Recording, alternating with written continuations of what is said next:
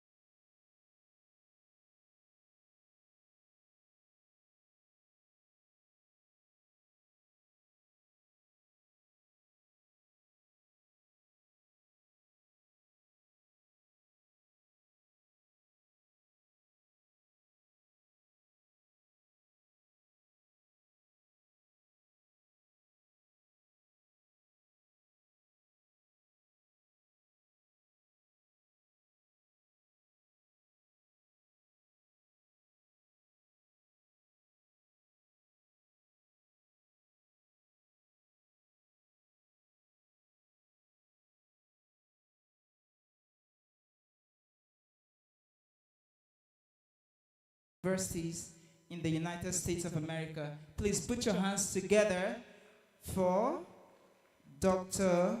Ruth Agbaji. Hello, everyone. Thank you so much for having me. It's such an honor to be able to speak to a group of educators who are doing great work back home in Africa. Education is something that's near and dear to my heart, and I am so passionate about the work that you do, and it's so exciting to read about the great things that are happening in your individual communities. So with the little time that I have, I would like to share with you just a few lessons that I have learned growing up back in Nigeria, lessons that have helped me in my journey here in the US, lessons that have helped me as I build my business, lessons that have really shaped me to become the person that I am today. So as you probably read in my bio, I own a company called CodeWiz, where we teach kids coding and robotics. And by the grace of God, we have 40 plus locations around the US today. But a lot of that really started with interactions that I had back home with my teachers, interactions that I had with my parents who were also educators, and things that happened in my life that really shaped me and shaped the person that I am today. So when I was growing up, when I was in college, I had decided that I really wanted to get a master's in computer science. I wanted to come to the US. And this is really cutting the story short because I know we have very limited time. And I knew that in order for me to get the scholarship, that I needed to prove that I was somebody who could learn something new. I had to show something different in my application. And so I decided to teach myself how to code. And this was way back, like internet right now, back in Nigeria is very accessible. But this was way back when internet was not accessible at all. You had to go to a cafe to be able to browse the internet. And then after a while, we started to get Starcoms, I believe it was. And so teaching myself to code helped me get that scholarship. And then when I got that scholarship, I came into the US. And coming to the US and seeing the resources that were available to start a business, I was like, I just have to start a business. And because education is near and dear to my heart, I decided to start a business in education. But going back to my younger years, back in Nigeria, my parents are educators. They were professors in Ahmadu Bello University. My dad taught biochemistry. My mom taught chemistry. We were a family of four. We were a family of four kids, and we were all girls. And back then in the 80s, it wasn't very popular to have girls and no boys. And, my dad was never fazed by that. He always believed in us. He always believed that regardless of whether we were girls or boys, we could do anything that we set our minds to do. So from a very young age, my dad would always call me Professor of Robotics. He would always say, Nugwa is the name that he called me. As you know, in Nigeria, everybody has multiple names. So Nugwa was the name that he called me. Nugwa, you're going to be a professor of robotics. And he would say it with so much conviction, and he would say it over and over and over again, such that when it was time for me to choose my major in college, I was good at math and engineering type things. And when everybody was saying, whoa, girls shouldn't do engineering, girls should do medicine, girls should maybe do law, but definitely not engineering, that's not a place for girls, my parents just didn't listen to any of that. They were like, she's going to be a professor of robotics because she has what it takes, and we are going to do every single thing we can to make her succeed. So they would pay for extra classes, extra math classes. They worked super hard to help me get into engineering school, and they would just constantly say positive things over me. And so that was the first lesson that I learned, that in the world of education, what we say to kids matter. That when we say things to kids like, you can do this, you are smart, you are bright, you are setting up that child for success. So I am 100% a product of my teachers. When I look back and I think about all the classes that I really excelled in, classes that I absolutely loved, there were always classes where the teacher was positive, where the teacher was encouraging, where the teacher believed in us. Even when we had a bad test or a bad exam, the teacher never used that to judge our intellect, to judge our future. The teacher always constantly pushed us to do better and be better. Those were always the classes that I loved and always the classes that I excelled in. I remember my further maths teacher, Mr. Obieje. Further maths at first was like a mystery to me. It was like this black box that I could just not figure out. And if you're aiming to be an engineering student, you have to be good at further math. And so I was very discouraged. I felt like I couldn't do it. but we had this teacher, Mr. BAJ, and honestly, the difference between how he taught it and how all the other teachers taught it was just kindness. He was just kind and patient with us. And his ability to be kind and patient, even when we were not quite getting the material, honestly just lowered the fear around the subject. The fear alone was not allowing me to understand it, but he just took the temperature down. He was super patient, super understanding and kind. And further maths became one of my favorite subjects. I'm pretty sure I got an A1 or an A2 in further maths, all because of that teacher. If I didn't pass further maths, I probably wouldn't have gone into engineering school, and I probably wouldn't be where I am today. So Mr. BAJ played a huge part in that. So that's lesson number one. What we say to kids matter. Pouring positive words into the kids can make a huge difference in their lives. The second lesson I learned is if you can learn the basics of something, the foundations of something, you can become anything. You can do anything that you set your mind to do. So again, my dad's an educator, my parents are educators, and my dad would always say, don't cram. Stop trying to cram this. Just learn the basics. And we always used to make fun of him. We used to go about saying the basics, because that's what he would say all day long. Just learn the basics. If you understand the foundational principles of how things work, you will understand the applications of those things and you would be able to create anything. But if you are just trying to cram how something works, then you're not able to manipulate it to create something new. And this really stuck with me, and hopefully some parts of the Nigerian educational system has changed, but a lot of what we did in college was just cramming. You take a textbook, you cram the textbook, you go write an exam, and we call it downloading. We just download into the exam or the test. But what my dad taught me about just learning the basics and learning the fundamentals really helped me when I was teaching myself how to code. I had this whole big idea, big vision of what I wanted to create.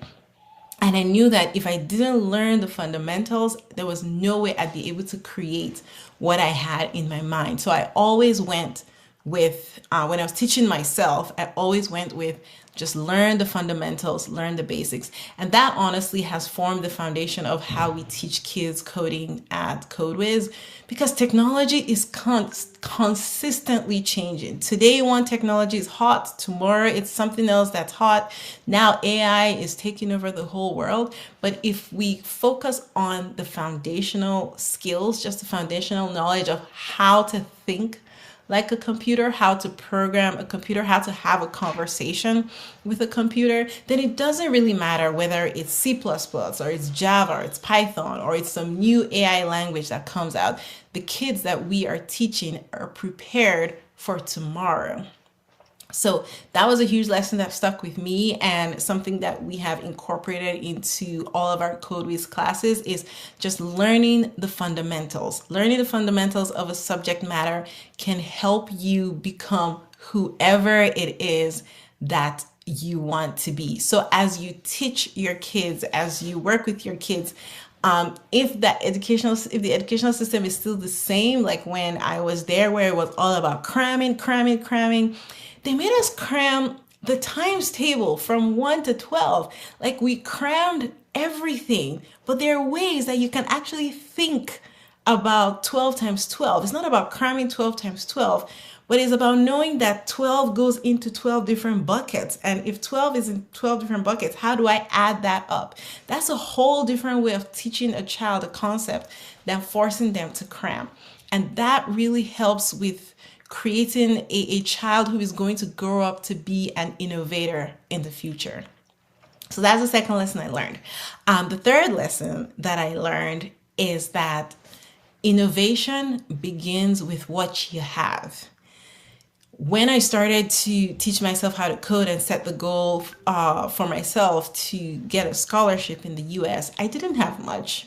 My parents were professors, and back then, professors were very much middle class. They weren't earning a ton of money. And I had the privilege of having a mom who had a laptop. And I had the privilege of having enough money to go to the internet cafe. That's all I had. And I decided that I was going to use what I had to create the life that I wanted to create for myself. I didn't have access to fancy software. I didn't have access to the best teachers. And by best teachers, I mean in terms of coding, like I didn't have access to any coding teachers, but I believed that I could figure it out with my laptop and internet access. And so when I started to teach myself how to code, I would download tutorials, try to go through tutorials, try to teach myself. And inevitably, I got stuck. And I got to a point where the code was not working. I didn't know what to do, didn't know who to reach out to because it wasn't something that was being taught in the school at that time. But again, I went back to, okay, what do you have and how can you use what you have to get what you want? And so I did a simple Google search. I searched up the problem that I was having, and there was a gentleman who had written like a blog post about that similar problem. And so again, going back to what do you have? All I had was my words and my vision and my desire. And so I emailed him and I said, hey, I have absolutely nothing to offer you. I don't have money to pay you, but this is what I'm trying to do. And would you help me? And I asked him if he would help me. And this gentleman was in India. And he responded back and said, of course, I'd help you. And so that's another mentor and teacher who has made such a huge impact on my life. And over 6 months, back and forth, we would email back and forth. I would send him my code. He would look at it. He would correct it. He would send it back to me, give me ideas on what I could do, how I could approach things, teaching me the fundamentals of coding. And so he really changed my life. But I started with what I had. I didn't look at my environment and my situation and say, well, the internet is crappy and I only have a laptop and everybody around me is saying I can't do this. Girls are not supposed to be coding. I don't know why I'm thinking about this. I didn't let that stop me from trying. And it is in trying that doors were open for me. And it's with those doors being open and I walk through those doors that other doors were open. So as you work with your kids, I know that we don't have the best resources back home in Africa. I know that sometimes things are hard, but don't let that stop you from doing what you can, starting with what you have. One of the greatest gifts that you can give to any child is the ability to open the door to creativity for them, the ability to help them think about problems that they have and how they can solve those problems. Kids have limitless creativity. You cannot even imagine if you just let a child speak and go and try new things, they come up with so many things that you as an adult did not even think of.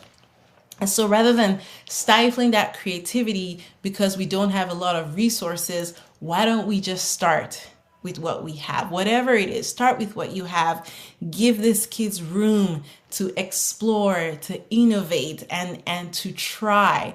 The ability to problem solve, the ability to be an innovator, the ability to think creatively is one of the best gifts that you can give to your children. Even with limited resources, there's so much that kids can learn when you give them the ability to just innovate, to just try, to just create on their own, and they would come up with so many things. And that skill will serve them so well in the future. And you would be one of those teachers that they would never, ever forget. Thank you again so much for giving me the opportunity to share these few remarks with you. I'm super proud of all the work that you do. Thank you again for everything. Educators have their special place in heaven, and really, really appreciative of everything that you do. Thank you.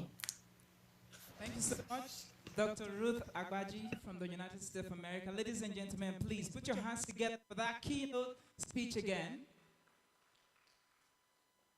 the role of teachers in every human society is invaluable. So it is upon us as teachers to raise children that are problem solvers, children who are there to channel the cause of advancement of the human race. Thank you so much. At this point in time, I would like to recognize the presence of school principals and directors who are in our midst today. There's a special seat set aside for you. Please stand to your feet as the ushers lead you to your high places. Thank you so much. Also, I would like to recognize the presence of the Minister of Education, ably represented by Hajia Ahmad. Please put your hands together for her. Ma'am, you are most welcome to our midst today. This is in commemoration of the celebration of innovative teachers in Nigeria and around the globe. At this point in time, I'd like to hand the opportunity over to the media guys for their presentation. Please put your hands together for our media guys for their video presentation.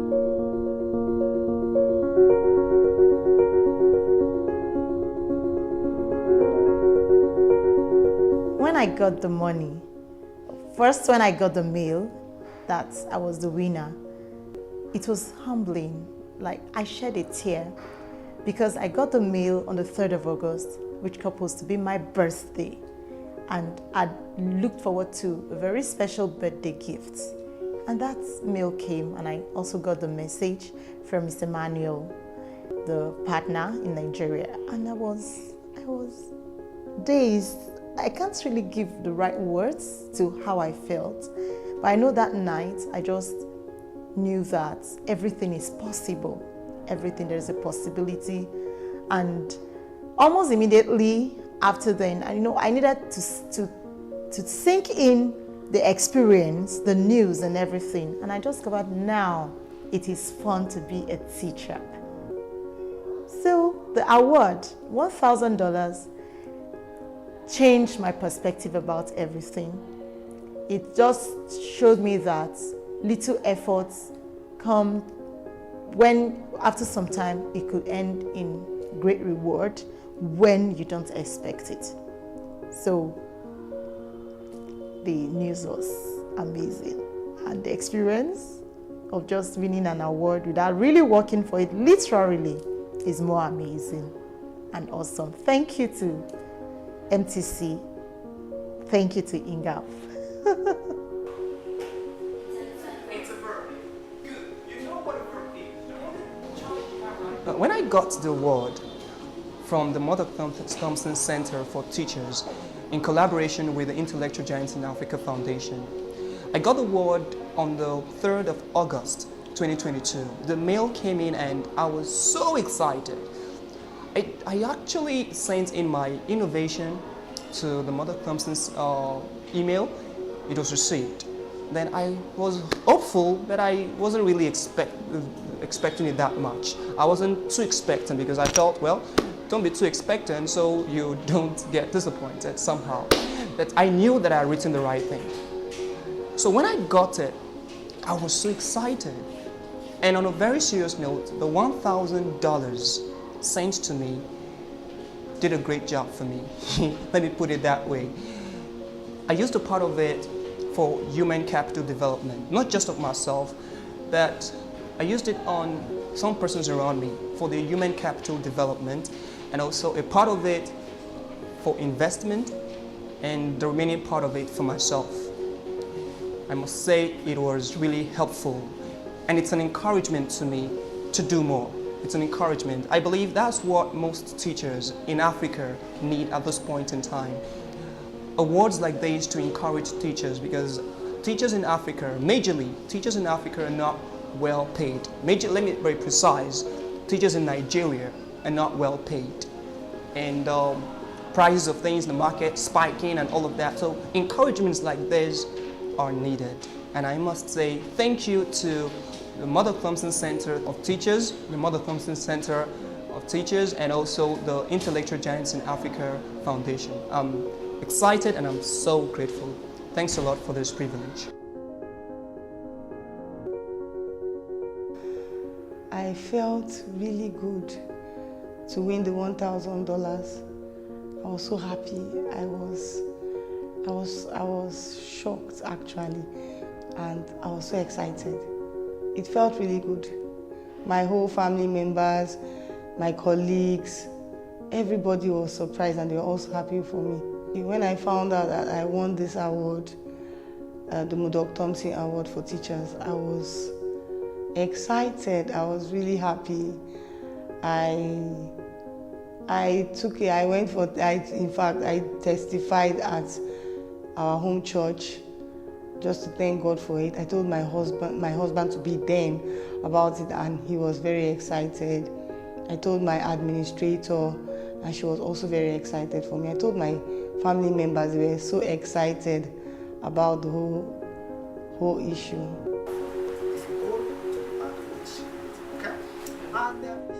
We got the information when the Intellectual Giant in Africa Foundation came to our school and advertised the program.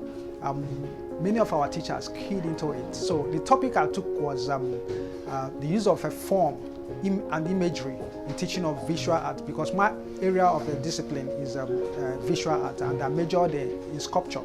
So over the years, since about 4 to 7 years now, we've been working on recycling.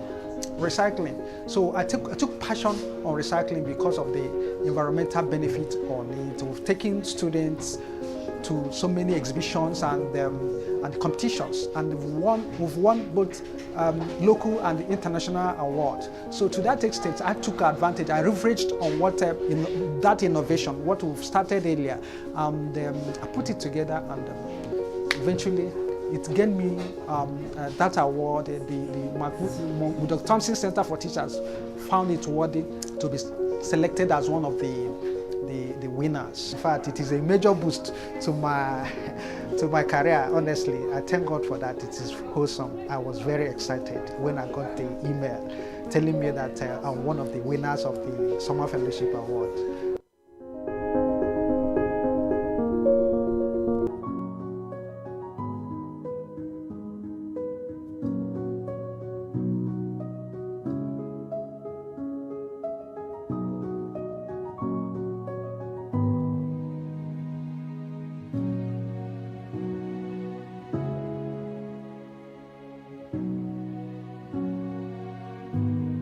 Want to say thank you to the Murdock-Thompson's organization in partnership with INGAF for choosing me as the winner of the Murdock-Thompson's Award in 2022 and 2023. I would like to tell them my appreciation to them is that God will bless them and help them and give them more strength to continue with this good work they have started. Thank you and God bless you.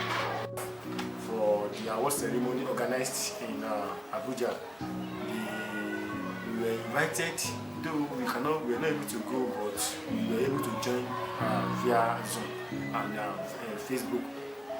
Thank you very much Murdock-Thompson. Thank you very much INGAF in collaboration with Murdock-Thompson. I just want to, I don't even know whether words are enough for me to thank Murdock-Thompson and INGAF Africa for what you have been doing to support and promote us. It's a great thing, and it's my prayer that this will continue. All this inspiration comes with the fact that we have platforms like Murdock-Thompson and Intellectual Giants of Africa spurring us to want to do more in our intellectual ability. Once again, we want to say thank you very much. I want to say thank you for the award, and thank you for continuing doing this for teachers in Nigeria and other parts of the world. We say thank you so much.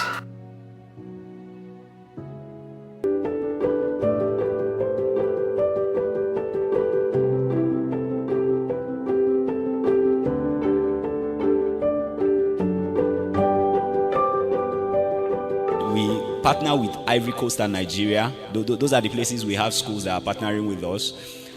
And some teachers won the award last year, about 11 teachers, and this year 9 teachers won the award. A round of applause for them. And every one of them will be I'm giving a check of $1,000, and not only just a check, like real. Some of the winners are also in Kaduna because they are connected with us. Some of them are in Ivory Coast. Yes, 4 teachers are in Abuja. So in all, 9 teachers won. So the first on the list here is Mr. Remo Kasim Aide, Kaduna. Please a round of applause for him. I know he's watching. Second, this I believe also is in Kaduna, Mr. Orok Odo. He is a teacher with Zaria Academy. Please a round of applause for him. The third is also from Kaduna, Dorcas Amahian. She is a teacher with Model Primary School, Giwa, Kaduna. Please a round of applause for her. The next here is Udofia Anieti Akban. He is a teacher here in the premises we're using at Sokoro Community Secondary School. Please a round of applause for him. The next person is Edema Samuel. He is a teacher with BRITAC. Please a round of applause for him. The next person is Mr. Joseph Michael Alaje. He is a teacher with Kingsville. Please a round of applause for him.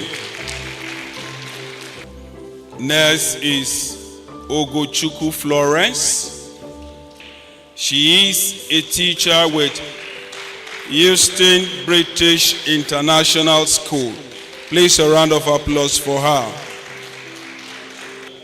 The other awardees are in Ivory Coast.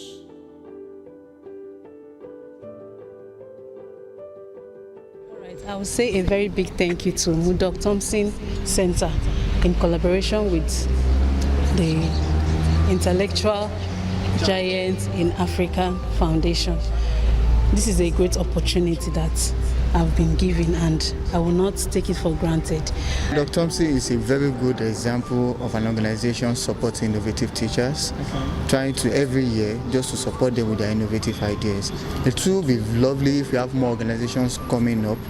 The federal government herself can bring support programs, can give grants to support these teachers. Murdock-Thompson Centre of Teachers has really brought and opened the eyes of education and the teachers and has made lesson quite interesting.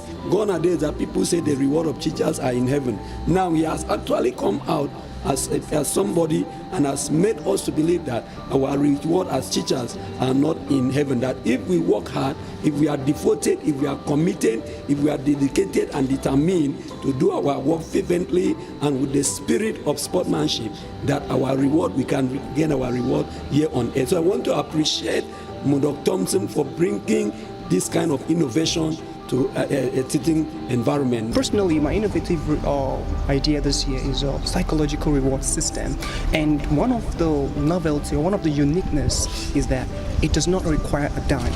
You don't need to have a dime. In fact, even if you don't have 5 naira, you can still replicate it.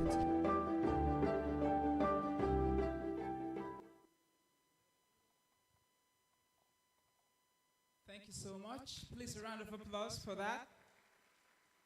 Ladies and gentlemen, I would like to recognize the presence of Mrs. Oludon. Please put your hands together. She's also a representative of the Minister of Education. At this point in time, we'll be having a goodwill message from a representative of the Minister of Education. Please, you're welcome to the podium. Put your hands together as I welcome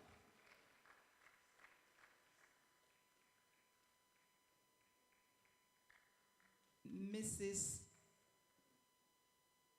Hajia Lara Nana Ahmed. Please put your hands together as I welcome her to the podium. You could clap better than that. She is here in the authority of the Minister of Education, the Federal Republic of Nigeria. Ma'am, you're most welcome.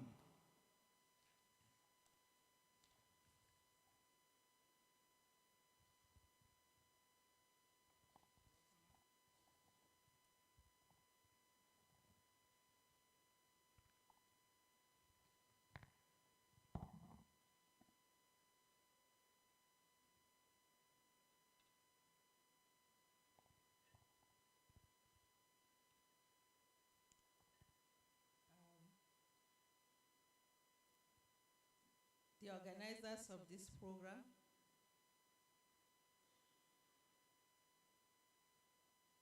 my colleagues here present, the development partners, members of the press, ladies and gentlemen, I said good afternoon. I'm here to represent the Honorable Minister of Education, Professor Tahir Mamman, OON, SAN, at this Summer Fellowship Innovative Teachers SFTI Award 2024, held in this hall today. I read the Minister's goodwill message. I feel highly delighted to be here today at the Summer Fellowship for Innovative Teachers SFIT Award 2024 and to give this on the theme, Innovative Teachers, Catalysts for Change in the Society, which speaks directly to the impact that teachers have. This is not just on the lives of the students, but on a broader society. Let me begin by extending my sincere gratitude to the Murdock-Thompson Centre for Teachers, MTC, USA, and the Intellectual Giants in African Foundation, NIGAF, Nigeria, for organizing this important event. I recognize and celebrate the innovation, creativity, dedication of our teachers, which is an important step towards building a more dynamic and effective educational system. Teachers are the heart of societal progress, which every innovative strategies you implement, every new approach to learning you introduce, and every effort you make to improve your students. Please let me take that again. And every effort you make to improve your students' educational experience is a force for transformation. Teachers shape not only the minds of the young learners, but also the future of our community and our nation. I'm aware that this SFIT Award for Teachers are recognized above and beyond in creating new classroom strategies, such as curriculum reforms and motivational techniques to engage students and foster a love of learning. By doing this, you are catalysts for change, instilling values, knowledge, and skills that prepare the students to become productive and engaged members of the society. As I join the SFIT today to recognize the outstanding achievements of the beneficiaries of this award, may I enumerate the qualities of teachers as agents of change.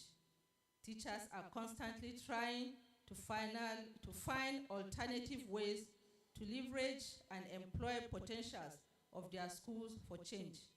Teachers are willing to go above and beyond their general duties for the success of the learners.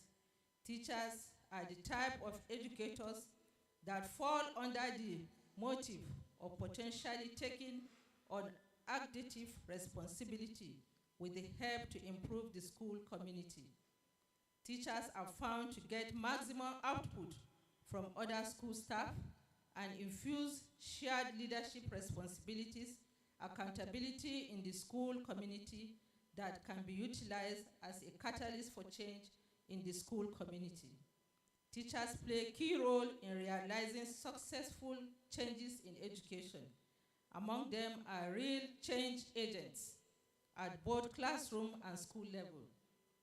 These characteristics pattern to lifelong learning, being eager to learn and reflective, mastering, that is, giving guidance, being accessible, positive, committed, trustful, and self-assured.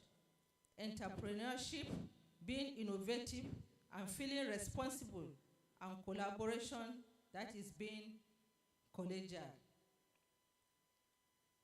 This is why the program, that is the Summer Fellowship for Innovative Teachers, SFIT, are so important. They are not only reward motivation, but also inspire other teachers to follow in your footsteps. As we celebrate today's winner, I want to challenge every teacher here to continue pushing the boundaries of what is possible. Let today's award ceremony serve as a reminder that you have the power to change lives and to shape the future of our society. The Murdock-Thompson Centre for Teachers and the Intellectual Giants in African Foundation have made it clear that the innovation of education is a priority. Let us all as educators commit this vision. Together, we can ensure that our schools remain vibrant place for learning, where students are engaged to think critically, act creatively, engage meaningfully with the world around them. In closing, I once again congratulate the 2024 SIFT award winners and express my deep appreciation to the organizers for their commitment to recognizing and rewarding the tireless effort of our teachers. Your contributions are helping to shape the bright. Your contributions are helping to change a brighter future of our nation and our world. Thank you all, and may we all continue to be catalysts for change in our classroom and society.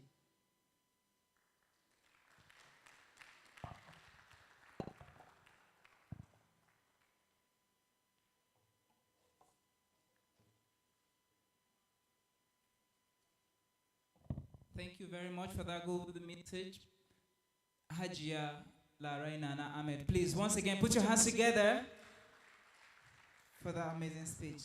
Ladies and gentlemen, I would like to recognize the presence of Malam Isa Usman Okuru, Government Science Secondary School, Maitama, Abuja. Sorry if I mispronounced your name in the course of my presentations. Ladies and gentlemen, at this point in time, it's time for our second keynote speech from Mrs. Irene Bangwell. Please, thank you. Please permit me to read her citation before she comes to the podium. Thank you very much. Irene Bangwell is an educator and a parenting coach. As an educator, Irene and her husband, Kingsley, are the co-founders of Knox 100 a Day Secondary School, Kuje. This is a private public school, secondary school designed for children from low-income families. As a parent coach, Irene is the creator of the Body Smart Bundle for Girls, a biblical, abstinence-based sex education tool for girls, educators, and parents of girls. She holds conversations that empower parents with the knowledge, skill, and resolve to parent wholesome girls. She's also the convener of the Safer Christmas Carnival, a family body safety event. Irene mentors hundreds of girls on a monthly basis through her remarkable program tagged 10 over 10 Girl Squad. Her vision is an African continent with millions of females in her boardrooms, championing development and inclusive growth for every African. Irene holds a bachelor's degree in banking and finance from the University of Calabar, a postgraduate diploma in education from University of Ilorin, and an executive education certificate in leadership of learning from Harvard-X. Ladies and gentlemen, please put your hands together as I welcome. Welcome, ma'am. Thank you so much. I would like to stand on the existing protocol. Thank you so much, Madam, for setting that for. Many of us are not experienced in the delivery of these things. So good afternoon, ladies and gentlemen. So if you're a teacher here that participated in this challenge today, I'd like you to, this year, I'd like you to be on your feet regardless of what they are. That's just like the teachers that participated in the challenge, to be on their feet. All the teachers, you sent in an entry, you did a video, you did something. I'd like everyone else in the hall to give them a round of applause. I want to thank each and every one of you. I was telling Miss Emmanuel that please you may have your seat. I told Miss Emmanuel today that every teacher that participated in this program from 2022 till today, they're the big deal. It's not every teacher that volunteers to challenge themselves, to send an entry, to be scrutinized by people to determine whether they're not. It was a brave thing to do, and I stand here to celebrate you. Before I start saying anything in my speech, I want to just start by putting it out there that the reward of teachers is on this side of eternity. The reward has to be here to make sense. We are doing career day and fewer children are showing up that they want to be teachers. So we want to all applaud the teachers and the Intellectual Giants in Africa Foundation for making this happen. This is a big deal. Do you agree? This is a big deal. This is a big deal. I think everybody in this hall should do a video to celebrate these two organizations. Making this happen for us. This is a big deal. This is a big deal. This is a big deal. I don't know how else to say it. This is a big deal. Teaching in Nigeria is rugged. Teaching in Nigeria is tough. And as a school owner, I'm telling you that when I look at my teachers, I just know that it can be better. Because the effort that is put in to teach the Nigerian child today deserves a whole lot of reward. Deserves reward. And we would like to see these organizations do more. Do you agree? It's in our hand to help them to do more. When you finish today, do a video and put it on your social media handle. So that more and more people know about what they're doing. More and more people can support them so that more and more teachers can be rewarded. So I want to thank Mr. Emmanuel for the work you and your team are doing here. This is phenomenal. If this is all I stand here to say is enough, I tell you. So that they are encouraged to do more and more, all right? So I have this short note here that I wanted to just encourage the teachers that are here that participated this year and other people watching virtually and even in person. My name is Irene Bangwell. You've already heard that. That was a disturbingly long profile. Next time we do 100 words or even 30. But I am very passionate about education. I come from a long history of teachers. In my family, in my mother's family, my mom was a single mom, so I grew up with her side of the family. If you had a degree, you were a teacher. Do you understand? So there's nothing else that is done in the house. Everybody's a teacher. And I come from that rich heritage of people impacting on other generations. And as God will have it, in 2019, my husband and I moved into Kuje and said we wanted to give education to children whose parents could not afford it. I'm going somewhere with this story. Their parents were struggling financially and they were going to be out of school or already out of school. And we said, we'll create a school. School fees will be 100 naira a day and they don't even need to pay to be in school. So it's not like a ticket. But what it did to us was to say, what kind of education does a child like that need? If they pass WAEC, can their knowledge of WAEC send them to university? Not necessarily. I don't know if you understand me. Children like that don't need to know it in their head and pass exams. They need education for more than that. Education is ticket out of poverty for them. So if I came to class and gave them every memory, everything they need to memorize, it's not useful to them. So I had this student, a group of my pioneer students. We had a school in America do a virtual session with them. I was teaching economics that year. You know, when you start a school that is visionary like that, you don't always have all the money to hire all the teachers. So I taught a few. I've taught English, I've taught economics. I asked Federal Ministry of Education to pardon us. We do have qualifications in different perspectives, but we taught it so that they were teachers. And so one of my students she's here in the hall with me. We had this school in America, the students started asking them, what's your favorite subject? And the girl said economics. The child that said it came into this meeting with me. She said it's economics. And I was teaching economics, you know, I was feeling proud. And I said, what was it? She said scale of preference. I said, what was in scale of preference? She said that during the lesson, I thought that nobody has enough. And scale of preference is how you organize your finances. Now, for children from low-income families, they realized, oh, people generally don't have enough. And scale of preference allows us to prioritize what is most important, what is more yielding, and we organize it. Do you know how far-reaching that information is? It can change her life. When she starts to earn income, she can make a different set of choices than what she watched her parents make because of a simple class that the question may not even come out in WAEC. It means that every subject we teach is important. Do you agree? It's important because the human mind can do so much with simple information. So today I wanted to just charge us using these 3 Qs. I did something here, GUE, to just guide us about what education in the 21st century is really about. The first thing is that there has to be a grasp of what we're teaching. Many of us know it, but not many of us can pass it on. Many of us think that when we write it on the board, we've passed it on. If 5 children in the class understand and 10 don't, it means those 10 are not disciplined. It's not always true.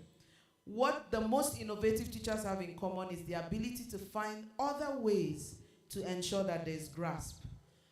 The people that participated in this challenge know that's the focus. Is that correct? Other ways beyond how we were taught, understanding the children and where they're coming from and the limitations they have.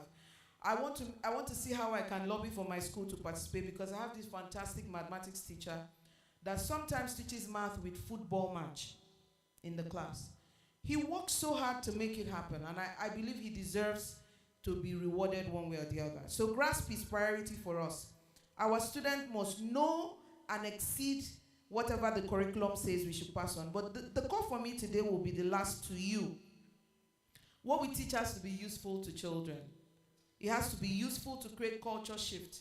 I believe that teachers are the most powerful in any country.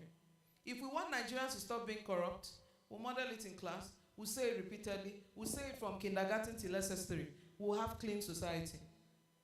But if we're all angry with government, we're all blaming government, we're not taking responsibility, we are powerful. In the same way, if we want to raise a nation where citizens are angry at government, it's simple.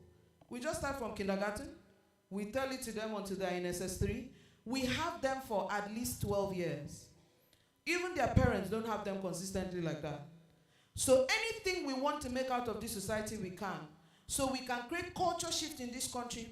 We can create value shift in this country. And so we need to stop looking down on ourselves. Put your hand on your chest if you're a teacher. Say, I'm important. I am of value. I can make Nigeria better. That's how powerful we are. We are more powerful than our monthly bank alert. We are so much more powerful than that. Our worth is not measured by the income that comes into our bags at the end of the day. I assure you. And because we see ourselves of value, we will attract experiences of value to ourselves. We're all sitting in this country now. No, people have come, and today, a number of teachers will go home with $1,000. We will attract worth steadily, consistently, by God's grace in every way. Let me end my story today by saying we must make learning engaging for children.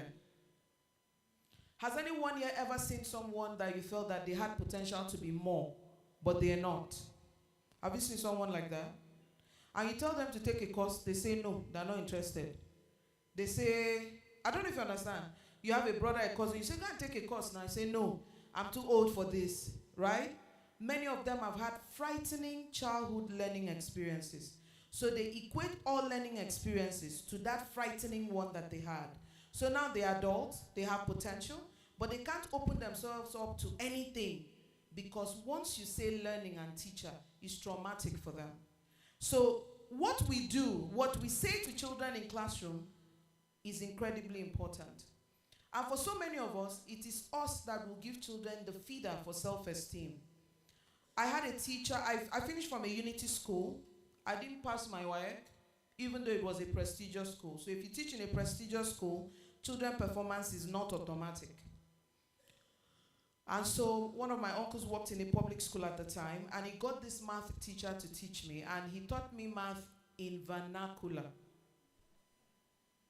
Now, I'm Efik by tribe, so you can't even imagine how it sounds. But we managed it like that. And this man taught me, and by the time I rewrote WAEC, from having an F in math, I had an A in math. So do you know what it did to me? My value for my worth changed. When children perpetually fail in school, self-esteem becomes a big problem because they measure who they are by what discourse you put on their script. So we must take our work seriously. We must ensure that at every point in time we are opening ourselves up to skills that help us ensure that students grasp what we're teaching. We ensure that our content is useful for culture shift, useful for value shift, useful for wealth creation. A child should attend a chemistry class and know how to do something to earn money when school is over. And finally, we must make sure that children actually enjoy learning in our classrooms. Thank you. Thank you so much for that amazing keynote address, Mrs. Irene Bangwell. Ladies and gentlemen, as teachers, it's very important that our learners are the focus of our teaching. Learning in the classroom should be child-centered.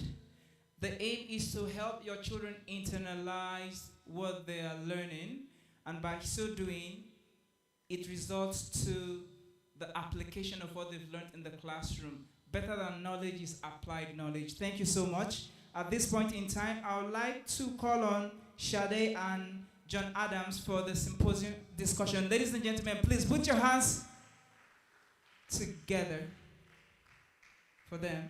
And I need you to be time conscious. You are not going to have more than 15 minutes. If possible, make it lesser than 15 minutes. Thank you.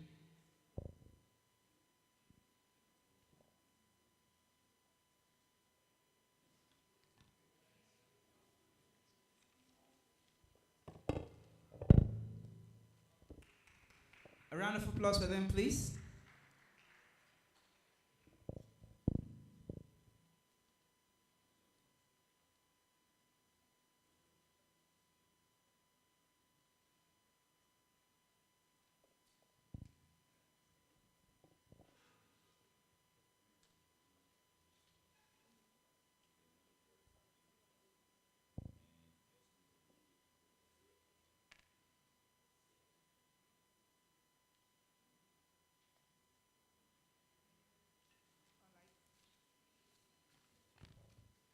I would like to invite the co-host, Ambassador Emmanuel Idiagi. Ladies and gentlemen, please a round of applause for Ambassador Emmanuel Idiagi for his speech.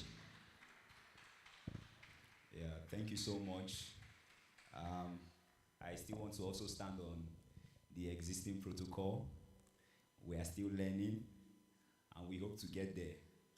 All right, so I'm so excited that every one of you are here, and I also want to appreciate the Murdock-Thompson Centre for Teachers in the US, Mr. Murdock-Thompson himself and the President, William Lavin. I want to appreciate the representative of the Minister, the Honorable Minister, thank you, Ma, and everyone here. So without further ado, I just want to call out the winners for this year, 2024. And before I call them out, I would also want you to know how the whole process and the selection went. You know, when you fill the application form, the forms, they all go to the US. You know, I was hearing some kind of backyard discussions that it seems there's some kind. No, there's no. Everything is very transparent. Everything is transparent. It goes to the US, and a board sits on it, and the winner is announced. All right. So.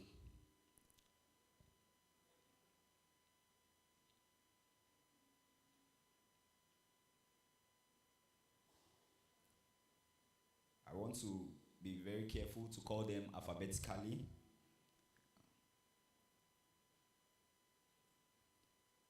All right, so the first go, I hope the boards are here. Where are the boards? So I'm also going to call the Honorable Minister to come up. Please bring the board. Yeah. To present the $1,000 to the winners.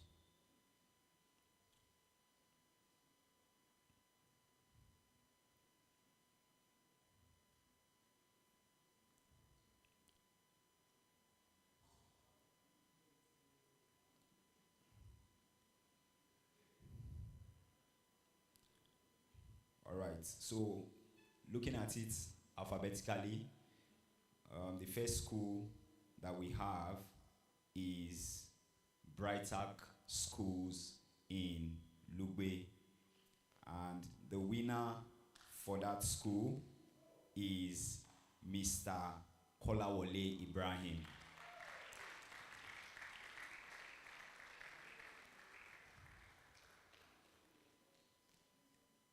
The next school is Community Staff School at Sokoro, where we are.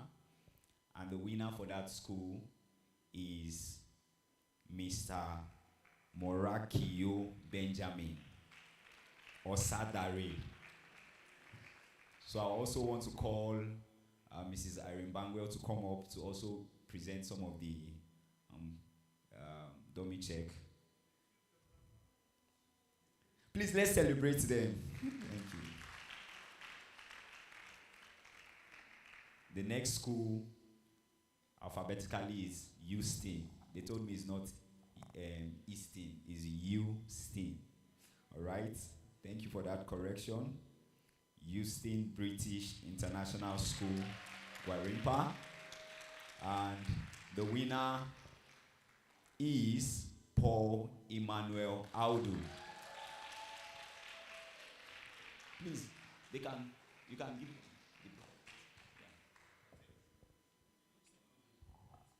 And the next school is G, that's Government Science Secondary School. Okay, we also have some schools in Kaduna, and but I'm just going to mention them after the ones. Government Science Secondary School, Piakasa in Maitama, Abuja, and the winner for that school is Mr. Roland Chigozie Emiefo. And we also have Kingsville College, Jai, Abuja. And the winner for that school is Mr. Gabriel Kayode Akindolapo. Round of applause for him. We also have in Model Primary School, Jiwa. And the winner for that school is Miss Dorcas Eyamia. She's there. And we also have in Vital Years, Kaduna. And the winner for that school is Mr. Felix Sunday Adediron. We can still clap for them. Yeah. And we have the last one, Zaria Academy in Kaduna. And the winner is Mr. Sule Emmanuel Adamu. So we are going to, special guest will hand over the dummy check to them and would have a picture. So if you want to snap them, you could come around. So according to their number, so the first is Brightak School, Dugbe. So the Honorable Minister would come up to give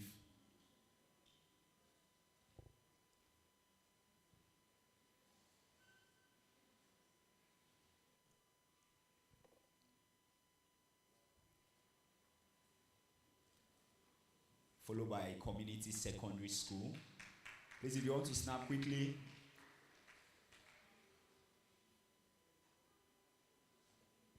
Followed by community staff school at Sokoro.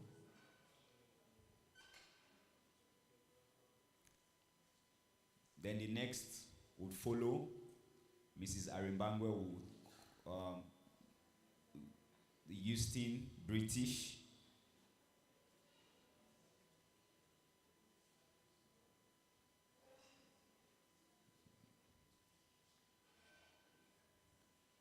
Mr. Paul Emmanuel Audu. And the next will be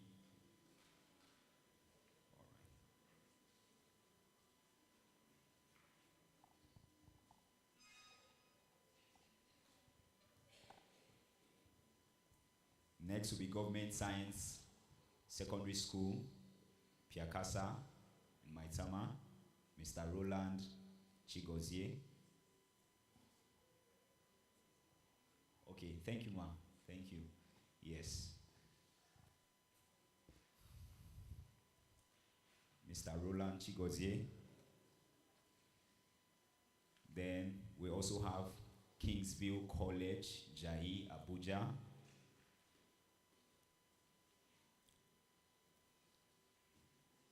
Mr.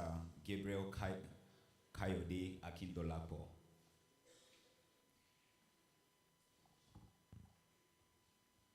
Then we also need to have all the, you can just come to take a picture, and if it's not going to be so stressful for the Honorable Minister, we'll just snap with all of them. Where is the MC? I want to hand over from here. Thank you so much. Thank you so much, Ambassador Emmanuel Idiage. Ladies and gentlemen, please put your hands together for him. Thank you so much. It's time for group snapshot.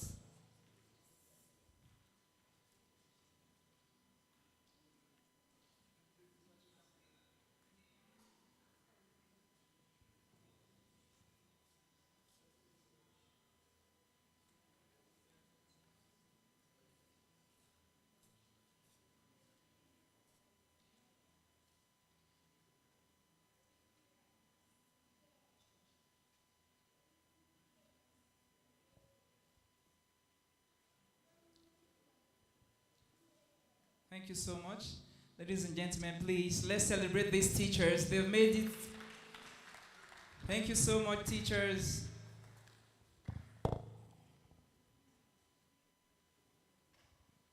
The nucleus of every human society is the educational sector. So as teachers, they've dared to be different. And that's the reason why we're here today celebrating their achievements. Ladies and gentlemen, please, once again, let's put our hands together for these amazing teachers.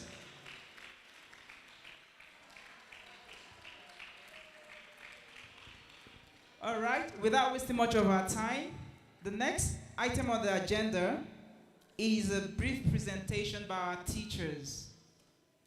Teachers, are you ready? Now, we need to be time conscious. Everyone has 3 minutes for a brief presentation. That's the next item on the agenda right away. So, as a teacher, okay, sorry. So get ready, teachers, for that brief presentation. Miss Shade Usman and John Adams, it's time for your presentation. Ladies and gentlemen, please put your hands together for them. Thank you.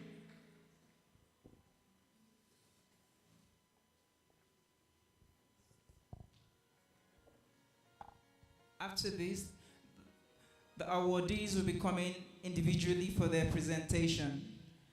And it's going to be strictly 3 minutes. Your time is 15 minutes. If possible, make it lesser than that. Thank you.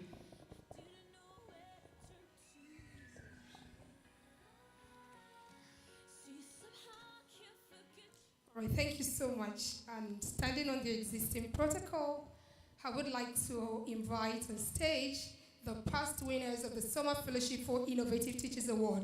Can we please put our hands together for these exceptional teachers? Can we please give it to them? They deserve it. They've done excellently well in bringing in practical, innovative ideas in their teaching. Let's welcome all of the Summer Fellowship for Innovative Teachers awardees for 2022 and 2023. A round of applause as they come up. Please, let's put our hands together, all of the awardees. So wherever you are, just be on your feet. We have a seat for you here. We want to have a talk with you. Yes, let's join hands together for them. The past awardees 2022 and 2023. Please keep clapping, keep clapping, keep clapping.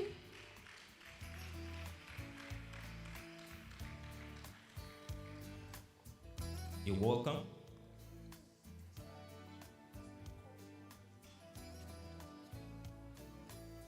You're welcome. Good to have you on stage. Thank you.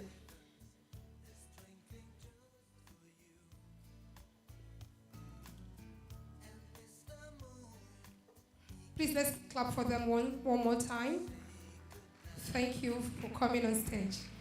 All right, so this afternoon we want to be in a discussion with our exceptional teachers.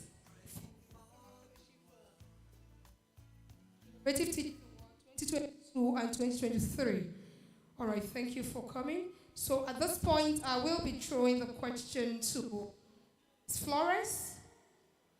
And then the question goes thus. Ms. Florence will be answering this question. And then, so Ms. Florence, as a winner of the Summer Fellowship for Innovative Teachers Award, what have you done practically to improve on your innovative ideas? Tell us, thank you. Okay, I've been doing a whole lot of things. Like the very first thing I did that last year was to go back to school. So I've been investing in myself academically, and for my award, the idea was having the classroom as a home away from home. So it has always been my watchword, and on daily basis, I start with the way I welcome the children. It has always been part of me. It has always been part of the everyday activities, the playing, the teaching, why playing, and the rest of them. So that's what I've done. And then I've been doing some online courses just to improve more, to get more ideas, to get everything that is needed just to make this idea work. Thank you. All right, thank you so much, Ms. Florence. You've improved by engaging in more courses so that you remain updated and not outdated. That's quite outstanding. Please let's put our hands together for her. Yeah, that's an amazing one. So going to Mrs. Yes. Aside from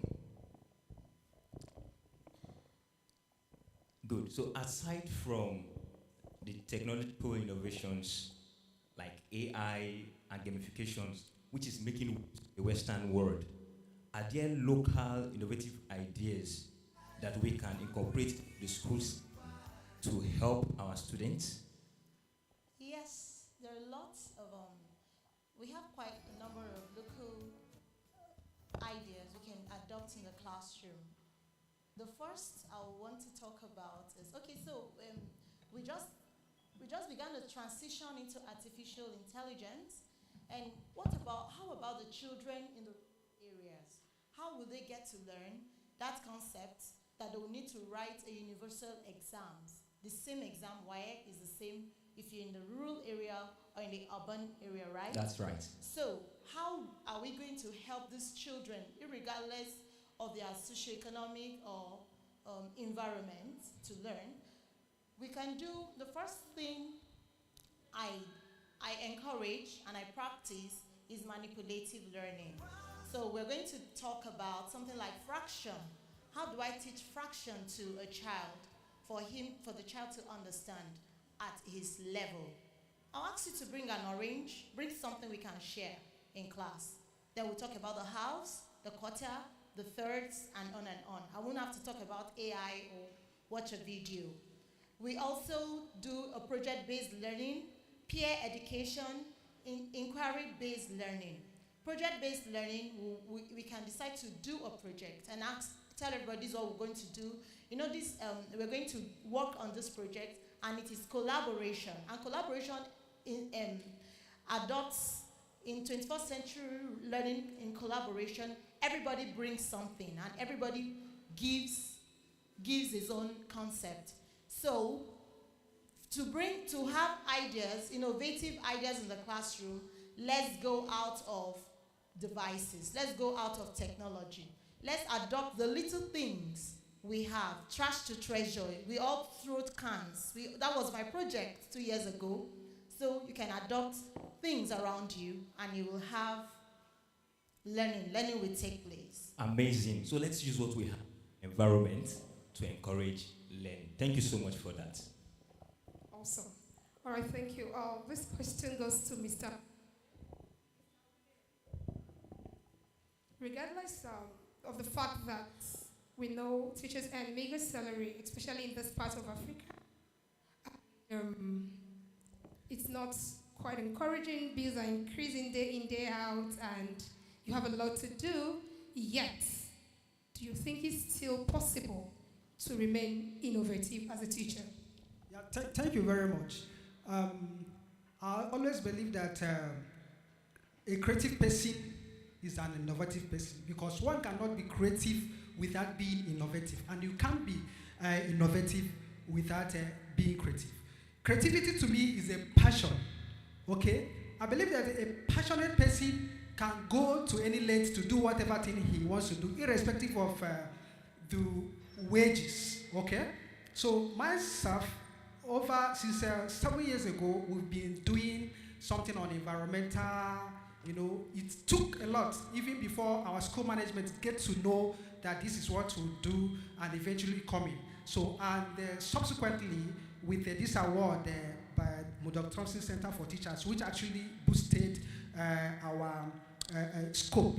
And then now, even the National Gallery of Art has now been attracted to our dealings, that they invite our school, community secondary school, Asoko, on almost every time they have programs, and our school has always come top in every organization and subsequently that has even given me more laurels, that the 2022 award being given by National Gallery of Art, I was given the best art teacher of a National Design Day. So it is possible for a creative person to go to any length to do whatever thing he or she is doing without mind to whatever thing. Though funding in itself can equally act as a morale booster. Thank you very much. That's lovely. Despite of course, we all know that not all teachers are paid heavily or as paid as should they be paid, the amount they are being paid. But that shouldn't limit us from being innovative. Thank you so much for that. So the next question is going to Mr. Michael Joseph and Ms. Oye. So bearing in mind the concern people have for AI, some person says it doesn't give room for creativity, it's emotionless, right? So do you think teachers should rely heavily on AI? And also, can we strike the balance between AI, right? Can we strike the balance between AI and experiential intelligence? AI and experiential intelligence. Thank you. Just so 1 minute for that, please. Thank you so Thank much. you. This is a very practical question, and I would like to address it in a practical way. We all agree that electricity is good for us, right? Good. But what happens when someone goes there and acts in a way that he or she gets shocked? Such a person could be electrocuted. So does that make electricity bad? No. So artificial intelligence is actually a groundbreaking technology. But then, as Miles Munro would say, that if the purpose of a thing is not known, abuse is inevitable. Now, the word heavily there, I don't think teachers should rely heavily on artificial intelligence, because artificial intelligence shouldn't replace natural intelligence, because humans made artificial intelligence. So looking at it from this area, I will tell you that there should be a balance. in the sense that as a teacher, you get all the data you need from artificial intelligence, from the AI, use that to build something. Gather data, use that to use something, but not a replacement for your brain. In other words, artificial intelligence shouldn't be a replacement for the human brain. Thank you. Thank you. So, Ms. Uyi, can you add one or two to that? Thank you so much. I think, like my colleague has said, artificial intelligence is a tool, and tools help us to make our work faster and easier, but it cannot replace our old ways of teaching. For instance, artificial intelligence, we have internet, we have the laptop. Like, before you know it, your children are already playing with your phones. They already know how to hack into your laptops, even things you don't know how to do. Now, as a 21st century teacher, you have to go with the flow.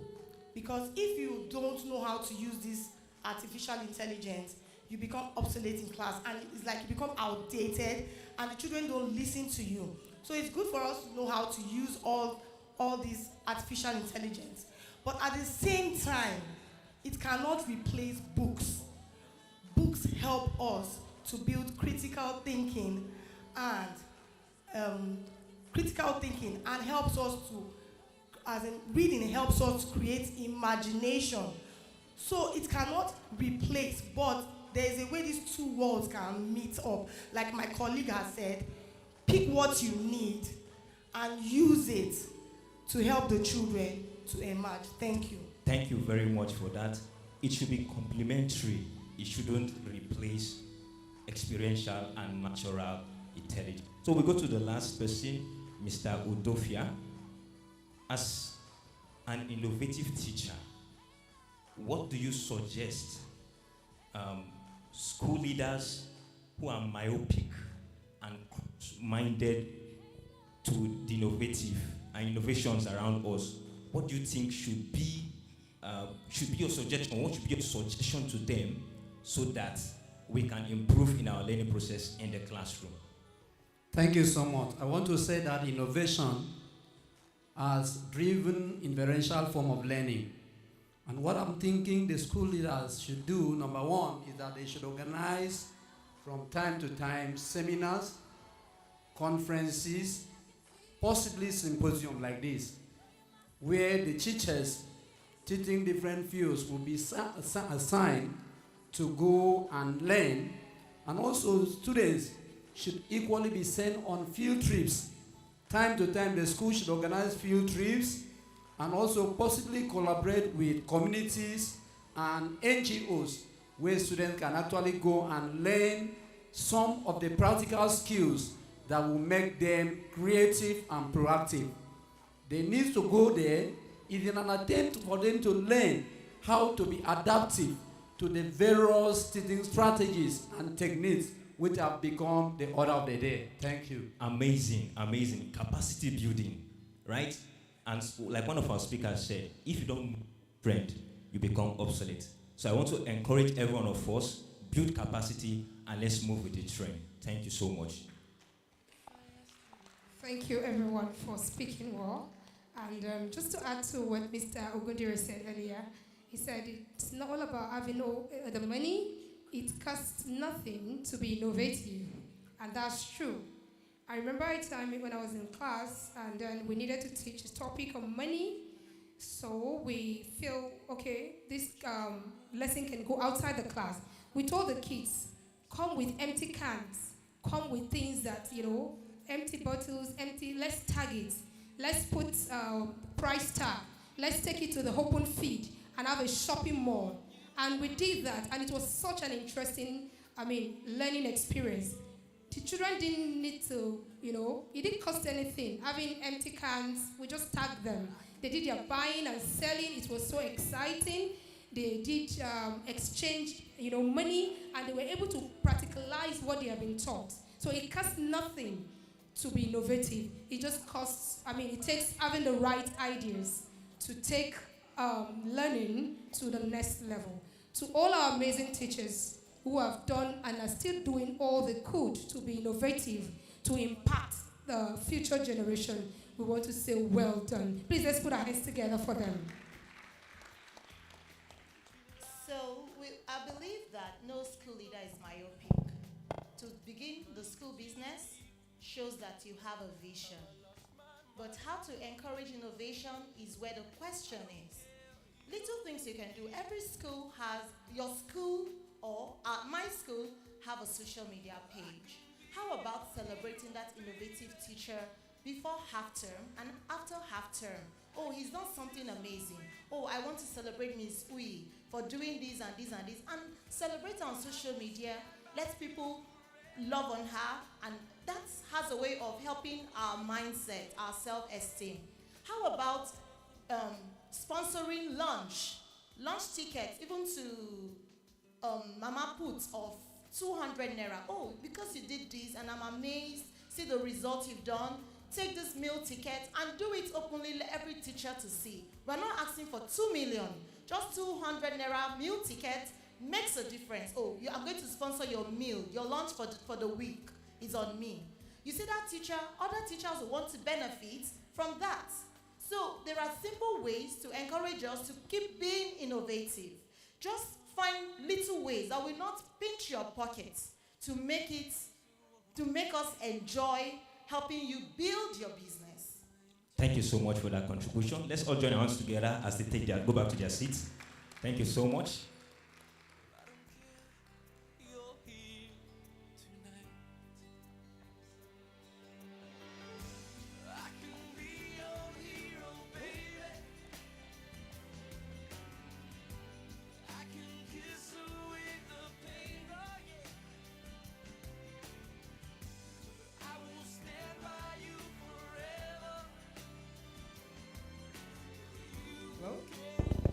Thank you so much, ladies and gentlemen. Once again, let's put our hands together to the former awardees of the Murdock-Thompson Centre for Teachers. At this point in time, I would like to call on the awardees for 2024 Murdock-Thompson Centre for Teachers. It's time for you to come give your presentations. The awardees for this year, you are all invited to the podium. You have a 3-minute presentation each. You're to come here and share your innovative ideas that have made you the beneficiaries of this year's award. Please put your hands together for them as they come to the stage. Ladies and gentlemen, you can clap better than what you're doing. Thank you, sir. So you have just 3 minutes. Yeah. So I need you all to file up. Yes. You have 3 minutes each to share your innovative ideas that have made you to stand out. All right. Okay. 3 minutes. Okay, standing on existing protocol. Good afternoon, everybody. My project was a very simple one. Very simple, but just the innovation behind it. I worked on educational entertainment and complementary teaching. What is educational entertainment? It's just the use of entertainment to teach or to drive in difficult topics in science subjects. For example, chemistry, physics, biology, even in mathematics. These songs are sweet songs. They are songs that are tailored to the topic you want to teach. Students sing this song. As they sing this song, it is fun and they learn.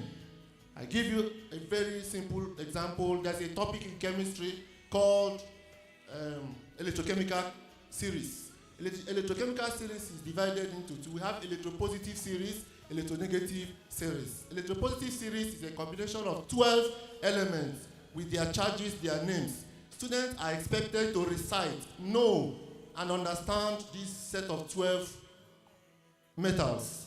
How do you expect a student to know that? Is that by cramming? No. So I devised a song, simple song, and I taught my students. They sang it in the class, and they learnt it. So now let's practicalize it. You are my students. Repeat after me. Potassium, sodium, calcium. Magnesium.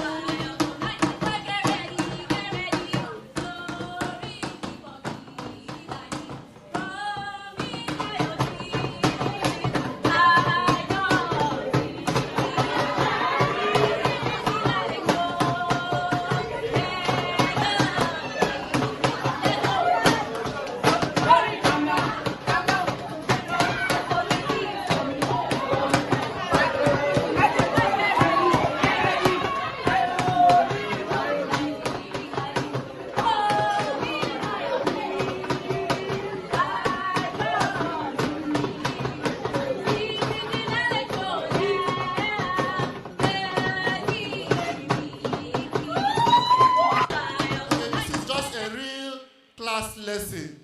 Actually, what happened, I taught them the electropositive series, and then I classified them into groups, gave them assignments, go back home, fabricate, coil a song, which will help you to remember the electronegative series. This is just one of the groups.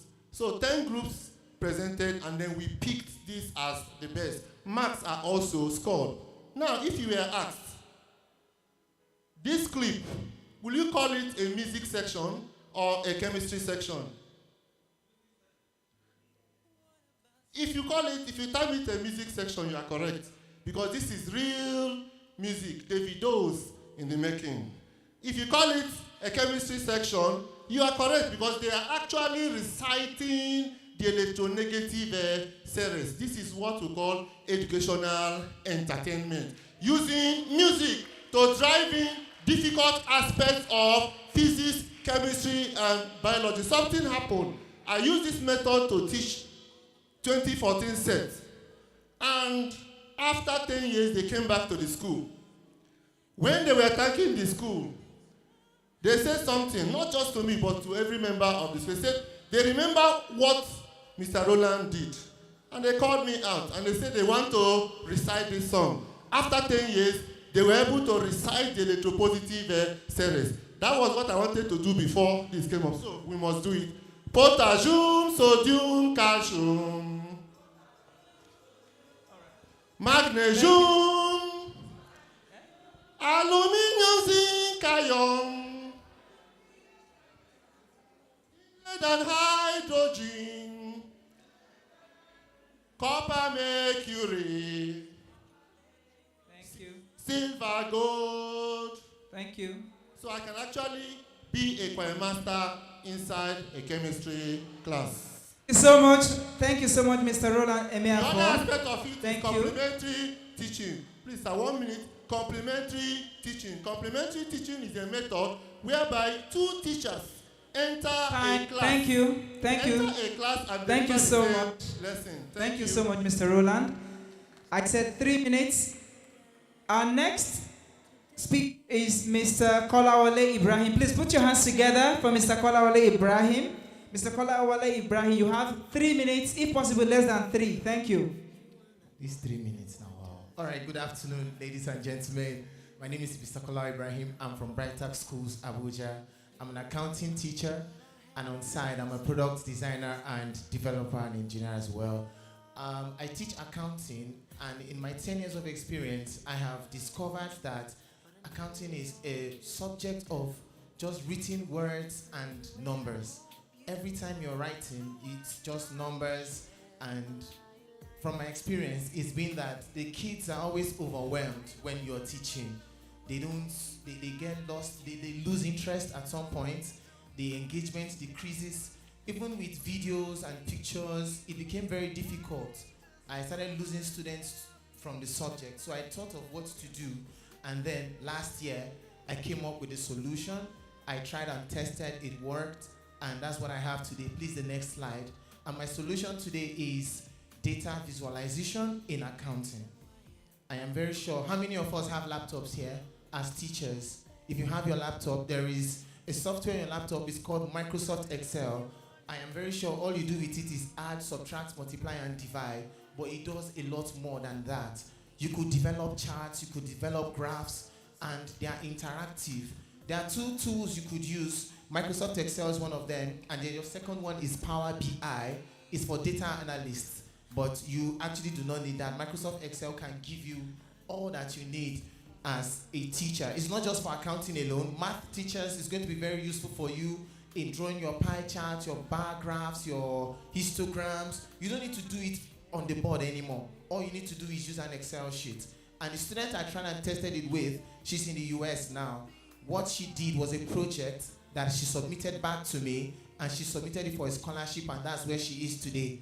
This is an example of what you could do in the classroom, and you could give them to go and do interactively on their own. Sorry, please, can you go to the previous slide? Thank you. The previous slide.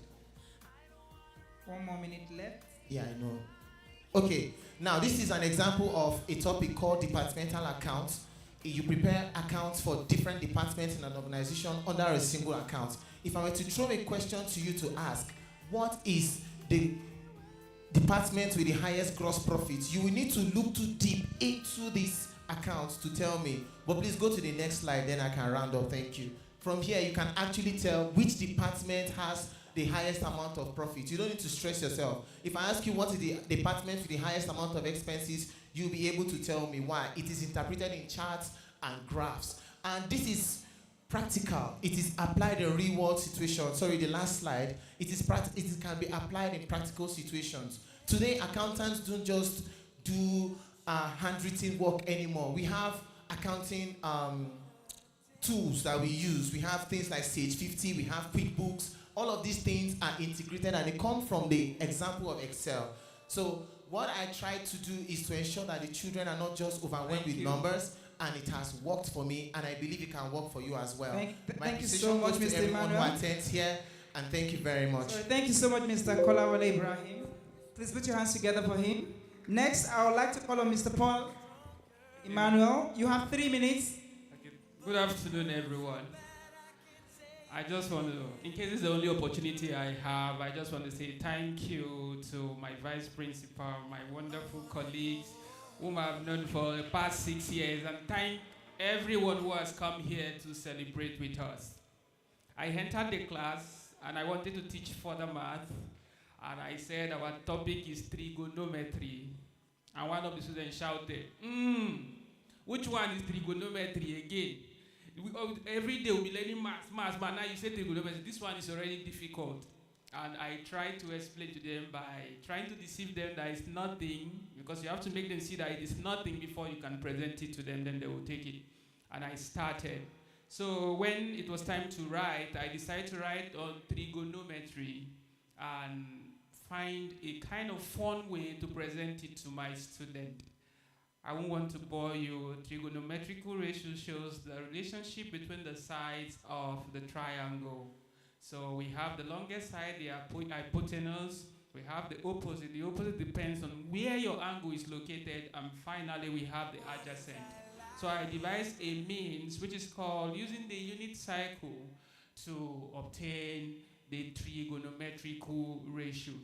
The bottom line, so that we don't bore you with the slides, the major idea is that the unit circle is a circle with radius of 1, centered at the origin of a coordinate plane.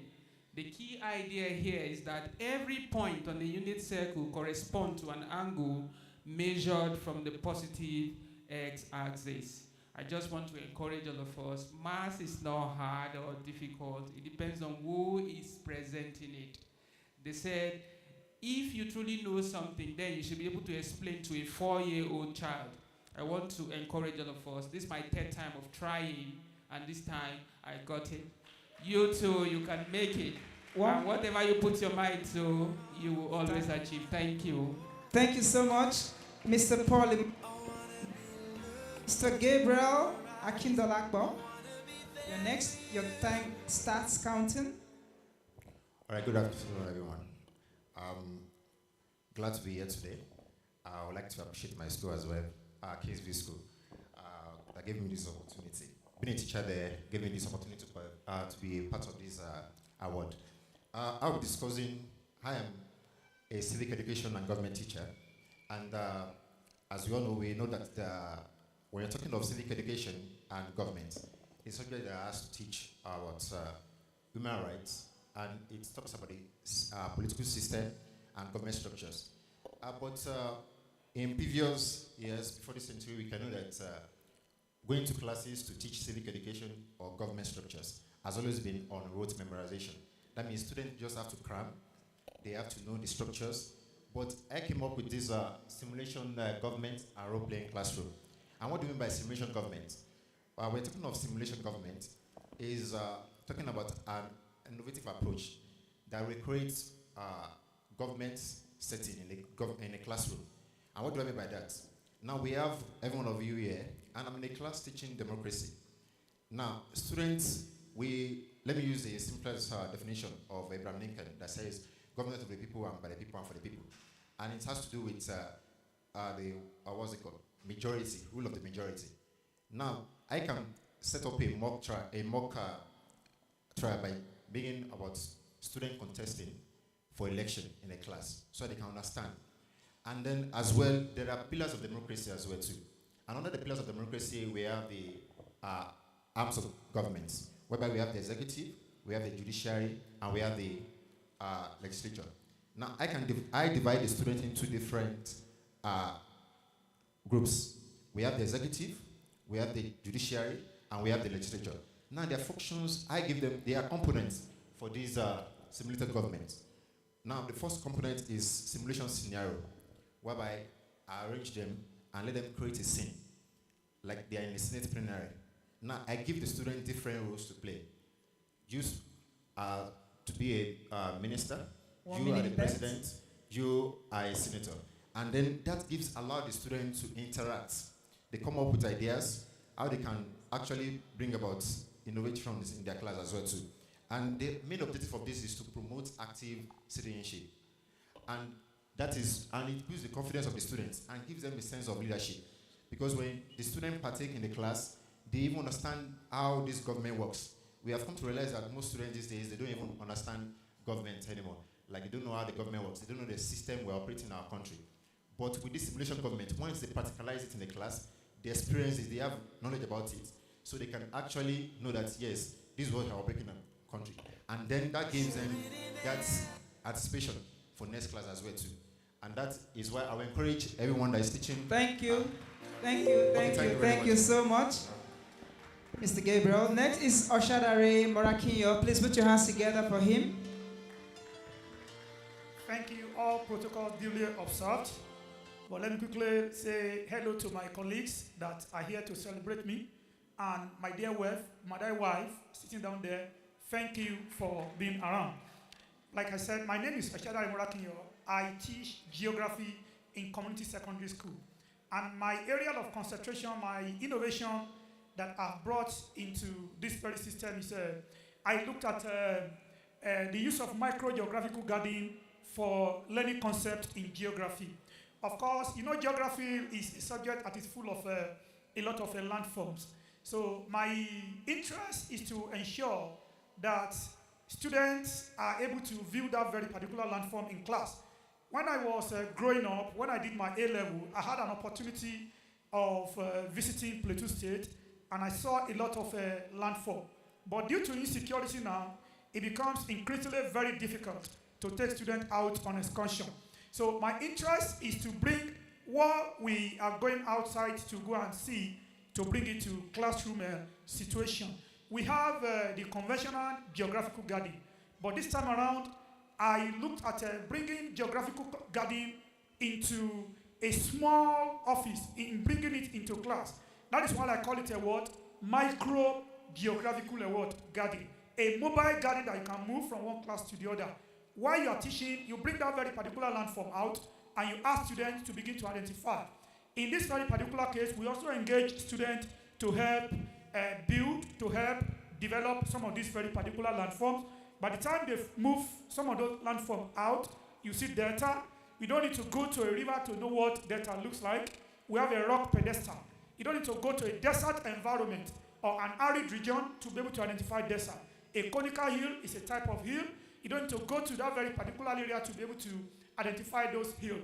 We are looking at bringing them to classroom situation so that the student can have what they call on-the-spot understanding of that very particular topic. That is a residual mountain, which is as a result of activities of all of denudation. So what we are trying is to students have on-the-spot understanding of this very particular landform we are talking about. That is a solar system, bringing it to classroom situation. That is what we have done. That is the innovation we did that brought us this far. Thank you, and God bless you.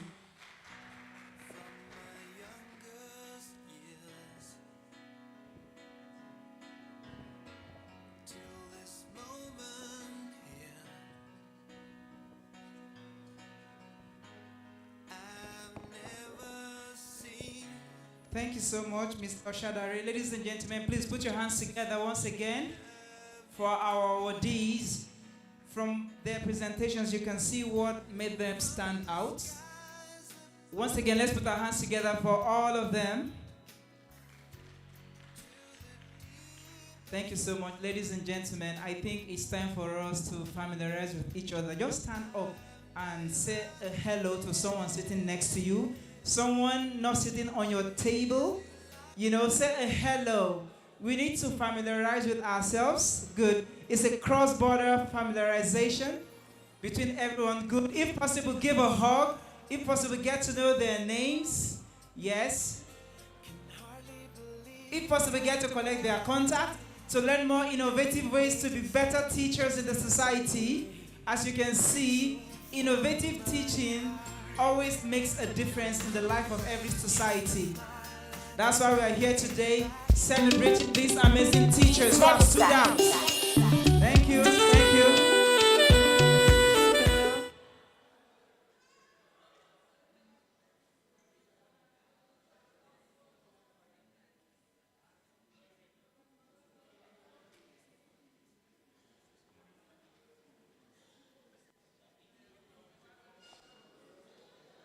If possible, collect the numbers. The aim is to familiarize with the modern. Okay, thank you so much. Ladies and gentlemen, it is good to give honor to whom honor is due. I would like to say a big thank you to the Murdock-Thompson Centre for promoting innovative teachers year in and year out. I would also like to thank school directors for giving their teachers the opportunity to improve in their teaching methodologies. I would also like to thank our online audience who couldn't make it in person here today. Thank you so much. Our audience from Ivory Coast, the USA, Nigeria. I'll say a big thank you so much for all you've done. Thank you richly, and God bless you all. DJ, please, we need some music.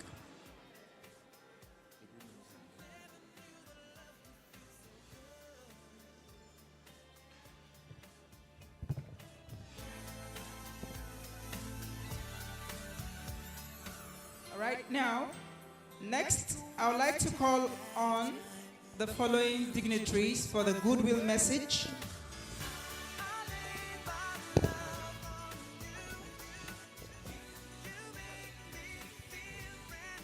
Okay, now before that, he would like to play some music interlude before that.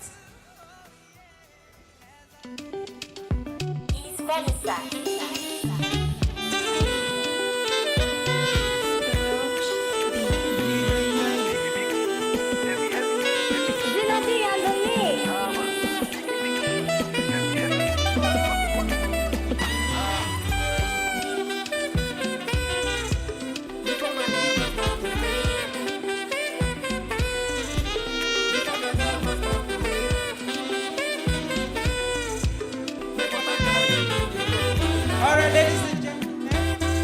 Our winners for this year's award should come out. It's time for us to celebrate with them in a formal way. I would like to call out Mr. Roland Emeafo. Mr. Kolawole Ibrahim, Mr. Paul Emmanuel, Mr. Gabriel Akin Dalakbo, and Mr. Osadare. Please come out. It's time for us to dance, dance, dance in celebration of your achievements.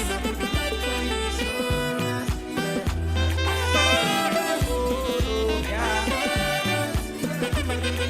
The stage is yours. It's time for some dance. Yeah, it's not easy to have made it. Yeah.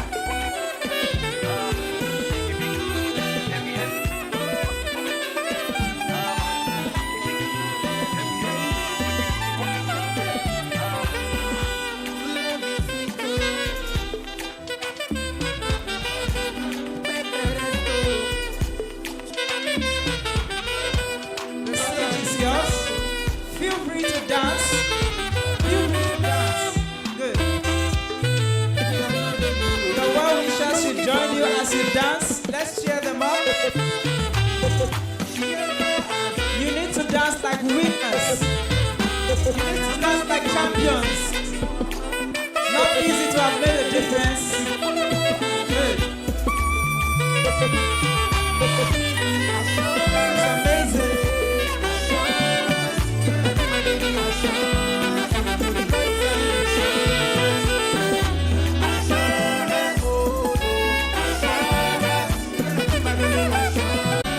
For inspiring many children around the world, thank you so much.